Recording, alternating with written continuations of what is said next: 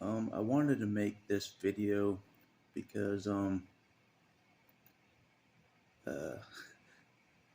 God pretty much gave me two long pep talks through two different people today, uh, outside of church and all that, just me walking around.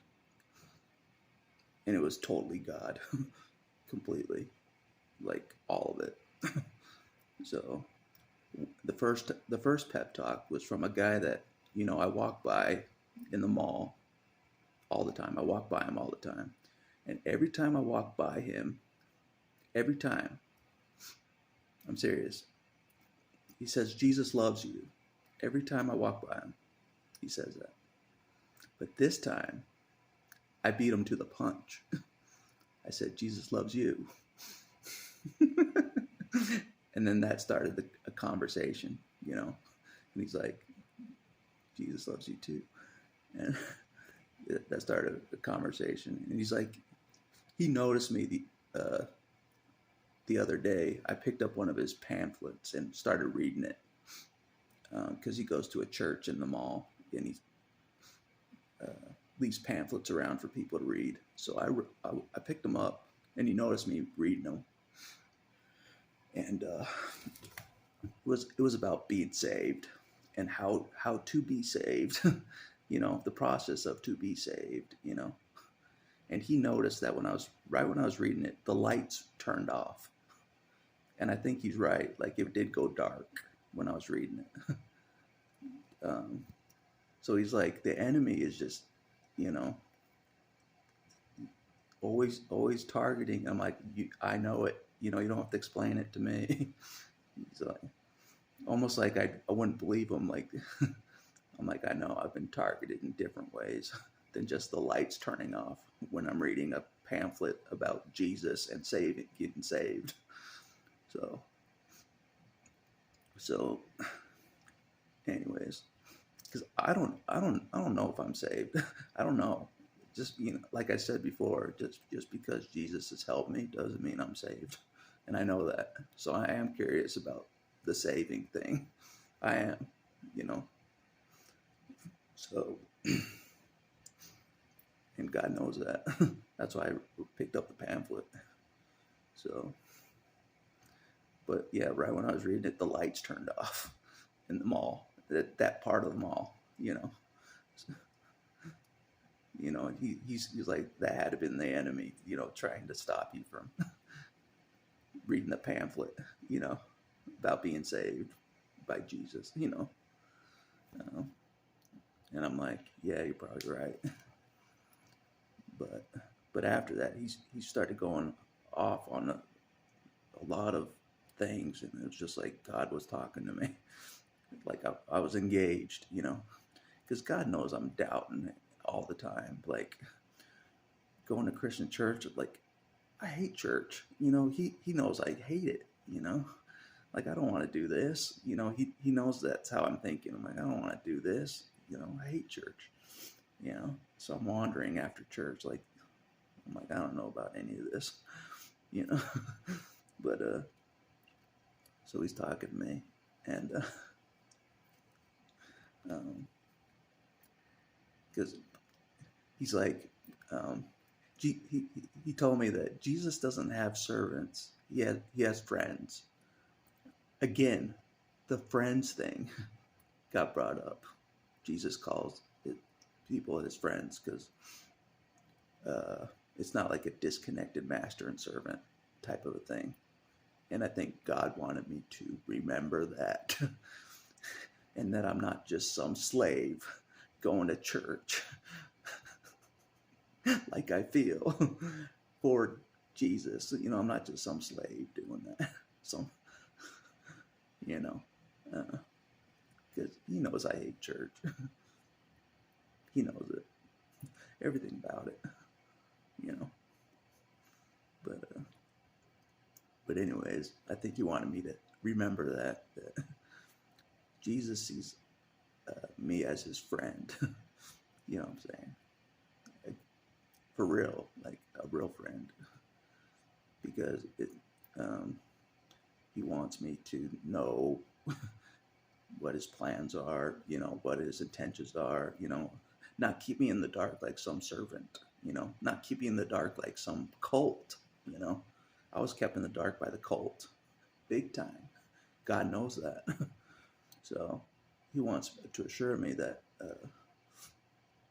this is different, that Jesus doesn't want to keep me in the dark like that. You know what I'm saying? I think that's what I got. Because he knows that a part of me thinks that Jesus might think he's too good for me. You know what I'm saying? To reveal stuff. He knows I still think like that. But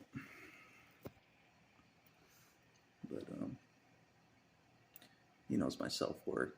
My self-worth isn't very high. So I'm like, even Jesus won't think highly of me. So I'm just like, fuck it, I'll just serve him. Be some servant. But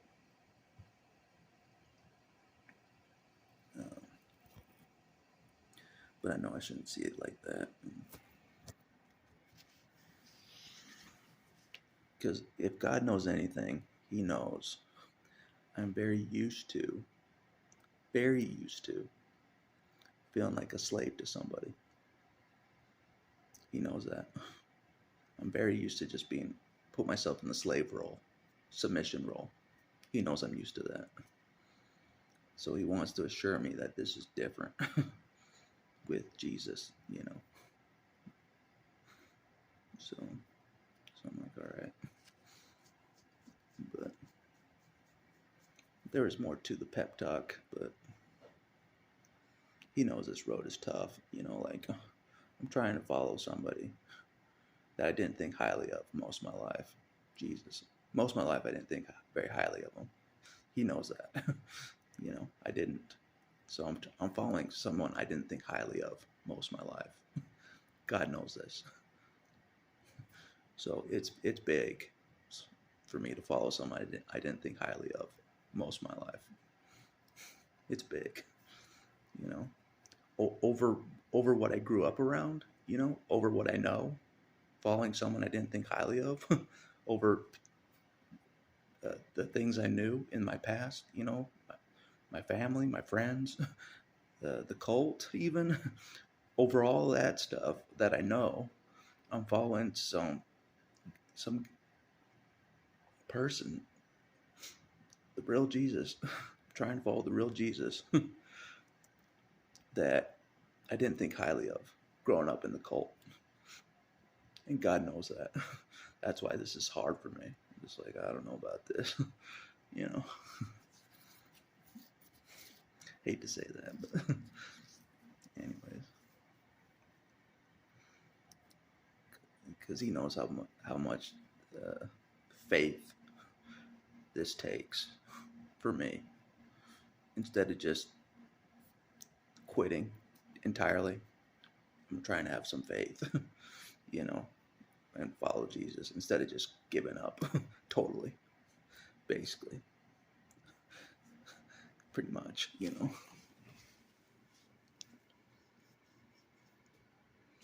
So I'm just like, all right. But so I listened to him, and something that stuck out. What he said, he's like, people didn't follow Jesus because he was just a great man. And I'm like, okay. He said people followed him because of the miracles that he did, like the real miracles that he did. That's why people follow him. So I'm like, that makes sense. In my mind, I'm like, well, he still has to perform a miracle with me. I'm not healed yet. But that's beside the point. But,